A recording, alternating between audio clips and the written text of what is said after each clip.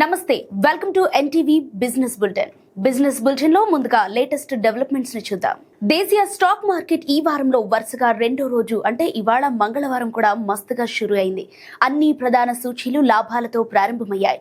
ఇన్వెస్టర్ల సెంటిమెంట్ ని మరింత పెంచాయి. పెట్టుబడిదారుల్లో పొద్దున్నే పాజిటివ్ ఎనర్జీని నింపాయి. మరిన్ని వివరాలు చూద్దాం. సెన్సెక్స్ 108 పాయింట్లకు పైగా పెరిగి 85,890 వద్ద ఓపెన్ అయింది. నిఫ్టీ 39 పాయింట్లు రైజ్ అయి 25,998.50తో మొదలుపెట్టింది. ఇక నిఫ్టీ మిడ్ క్యాప్ స్వల్పంగా 22 పాయింట్లకు పైగా ప్లస్ అయి 60,104.30 వద్ద లాంచ్ అయింది. నిఫ్టీ బ్యాంక్ 90 పాయింట్లకు పైగా పెరిగి 58,925.70తో స్టార్ట్ చేసింది. Siemens energy, LG electronics, Karnataka bank, Reliance, restaurant brands Asia షేర్లు లాభాల్లో ఉన్నాయి.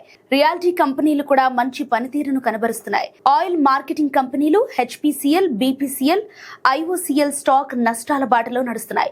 రూపాయి విలువ 16 పైసలు బలపడింది. సోమవారం 89.23 వద్ద క్లోజ్ అవగా ఈరోజు 89.07 వద్ద ఉంది. కేంద్ర ప్రభుత్వం కొత్తగా 4 లేబర్ కోడ్లను ప్రవేశపెట్టింది. అవి ఈ నెల 21 నుంచి అమల్లోకి వచ్చినట్లు ప్రకటించింది. సంబంధిత మార్గదర్శకాలను 45 రోజుల్లో విడుదల చేయనుంది. ఈ నేపథ్యంలో ప్రస్తుతం అందుబాటులో ఉన్న అంశాలను, లేబర్ కోడ్ల వల్ల కలిగే లాభాలను ఇప్పుడు తెలుసుకుందాం. సుదీర్ఘకాలంగా అమల్లో ఉన్న 29 కార్మిక చట్టాలకు బదులు 4 లేబర్ కోడ్లు వచ్చాయి. వేతనాల కోడ్ 2019, సామాజిక భద్రతా కోడ్ 2020, పారిశ్రామిక సంబంధాల కోడ్ 2020, వృత్తి, భద్రత, ఆరోగ్యం, పని పరిస్థితుల కోడ్ 2020 తెర మీదకు వచ్చాయి. ఇవి ఉద్యోగ, సామాజిక భద్రత కల్పిస్తాయి. సమాన వేతనాలు, మహిళల సాధికారతతో పాటు అసంఘటిత రంగాల కార్మికుల రక్షణ కల్పిస్తాయి. ముఖ్యంగా గిగ్ అండ్ ప్లాట్ఫామ్ కార్మికులకు అండగా నిలుస్తాయి. కొత్త లేబర్ కోడ్ల ప్రకారం ఉద్యోగులందరికీ అపాయింట్మెంట్ లెటర్లను తప్పనిసరిగా ఇవ్వాలి. పిఎఫ్, ఈఎస్ఐ, ఇన్సూరెన్స్ తదితర ప్రయోజనాలు కల్పించాలి. కనీస వేతనాన్ని కార్మికులకు చట్టబద్ధమైన హక్కుగా లేబర్ కోడ్లు పేర్కొంటున్నాయి. ఫిక్స్డ్ టర్మ్ ఉద్యోగులకు పర్మనెంట్ ఉద్యోగులతో సమానంగా ప్రయోజనాలు కల్పించాలి. ఏడాది సర్వీస్ పూర్తి కాగానే గ్రాడ్యుటీకి అర్హత లభిస్తుంది. కొత్త లేబర్ కోడ్ల ప్రకారం ఉద్యోగులకు సకాలంలో వేతనాలు ఇవ్వాలి. ఐటీ ఎంప్లాయీస్ కి ప్రతి నెల 7వ తేదీలోపు శాలరీ చెల్లించాలి. దీంతో పాటు పని గంటల్లోనూ మార్పులు వచ్చాయి.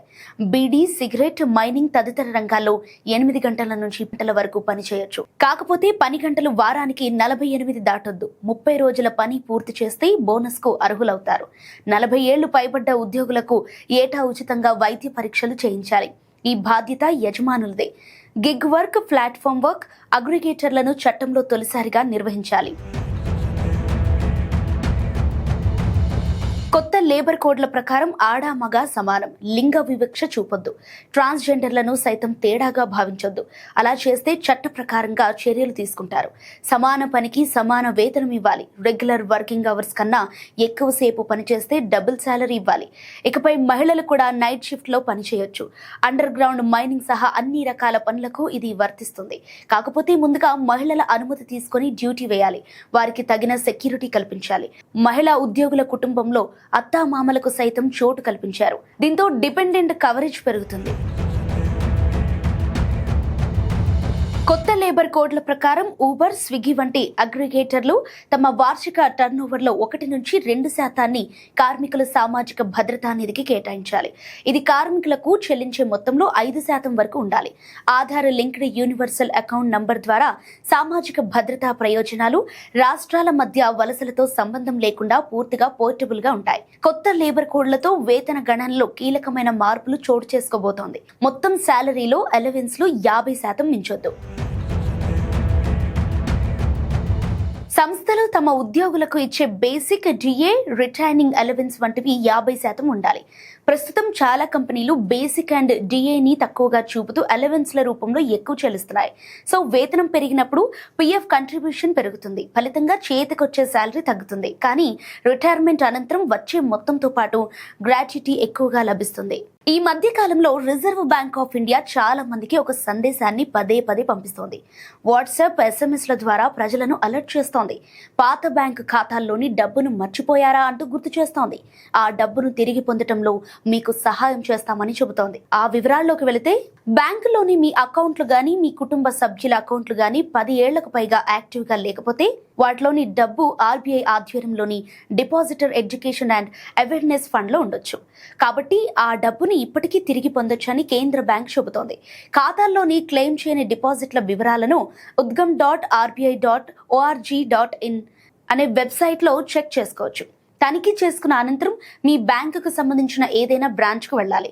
ఆధార్, పాస్పోర్ట్, ఓటర్ ఐడి లేదా డ్రైవింగ్ లైసెన్స్ తదితర పత్రాలు సమర్పించి కేవైసీ పూర్తి చేయాలి. డబ్బును తిరిగి పొందే అర్హత మీకుంటే వడ్డీతో సహా చెల్లిస్తారు. దీనిపై ప్రజలకు అవగాహన కల్పించడం కోసం ఆర్బీఐ ప్రత్యేక శిబిరాలను నిర్వహిస్తోంది. అక్టోబర్లో ప్రారంభమైన ఈ క్యాంపులు డిసెంబర్ వరకు కొనసాగుతాయి. అందువల్ల విషయాలు తెలుసుకోండి, జాగ్రత్తగా ఉండండి అని ఆర్బీఐ సూచిస్తోంది. రైట్ టీవీ ఇప్పటి వరకున్న అప్డేట్స్, మరిన్ని బిజినెస్ న్యూస్ డెవలప్మెంట్స్ తో రేపటి బులెటిన్ లో మళ్ళీ కలుద్దాం.